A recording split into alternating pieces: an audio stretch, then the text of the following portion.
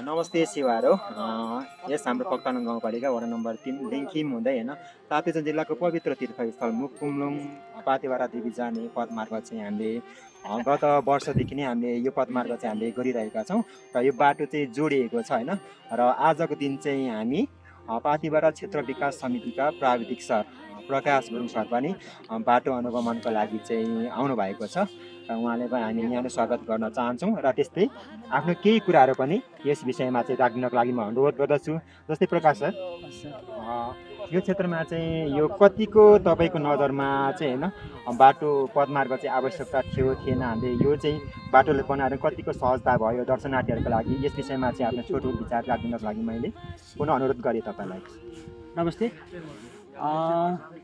पर्यटन प्रबन्धनको लागि जस्तो पनि टेवा पुग्ने देखिन्छ बाटोले, जस्तो पाथिभरासम्म जानलाई यो बाटो चाहिँ छिटो र छरितो यसपालि जोडिएको छ र यो बाटो पहिलेदेखि मैले पनि यसो टेक्निकल सपोर्ट गर्दै आएको हुनाले मलाई रुचि लागेको छ।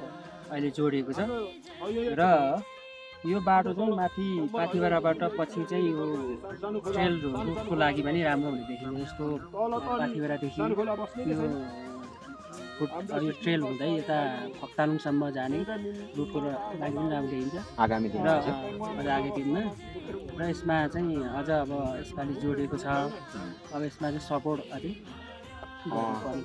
यसपालि जोडिएको छ, एकदमै यो खुसीको कुरा होइन। अब हामीले बिचमा पानी पनि ल्याइसकेको छौँ, पानी पनि त्यसलाई पनि अझै व्यवस्थित गर्नुपर्ने देखिन्छ होइन। आगामी दिनमा अन्य होइन दर्शनार्थीहरूले चाहिँ समस्या पर्दाखेरि जस्तै अब बस्ने ठाउँहरू चाहिँ के बनाउन के आवश्यकता देखिन्छ सर? जस्तो अब यहाँ पनि अहिले हामी यहाँ पनि यसो बस्ने प्रतीक्षालय धर्मशाला भक्तजन ट्रेकिङहरू पदयात्राहरू राम्रो हुन्छ। त्यसै गर्दाखेरि त्यो पनि पानी त अब व्यवस्थापन गर्नु अझै गर्नुपर्ने छ होइन, बाटोमा निकालेका छौँ। निकालेको छ। त्यसले गर्दाखेरि ठाउँ ठाउँमा जस्तो अब यहाँ यो के भन्छ सर, यहाँनिर यो ठाउँलाई यो धापे अनि अलि माथि अलि माथि पनि एउटा बाटो त बनाउनु पर्ने देखिन्छ होइन, बनाएको पनि छ माथि चाहिँ माथितिर चाहिँ अब यो क्षेत्रमा पनि अझै बनाउनु पर्ने देखिन्छ होइन।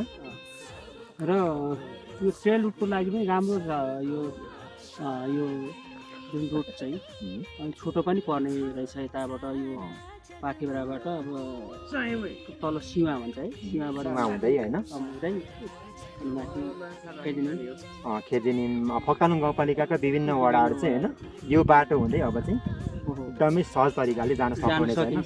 जस्तै अब यहाँ फक्तालुङ गाउँपालिका लिङ्खिम हुँदै होइन सुकेटार हुँदै फेरि पुगेर जानुभन्दा पनि यही बाटो चाहिँ अब यो बाटो चाहिँ सबै पाथिभरा देवीमा जाने होइन दर्शनार्थीहरू चाहिँ यो बाटो पदमार्ग चाहिँ अप्नाइदिँदा चाहिँ एकदमै सहज हुने देखिन्छ होइन। यो जस्तो तल लिङ्खिम हजुर लिङ्खिमबाट चाहिँ माथि हाम्रो 7.5 किलोमिटर जति छ बाटो हजुर त्यति छ। त्यसले गर्दाखेरि जान आउन पनि सजिलो छिटो धेरै सहज त्यस्तो देखिन्छ सर।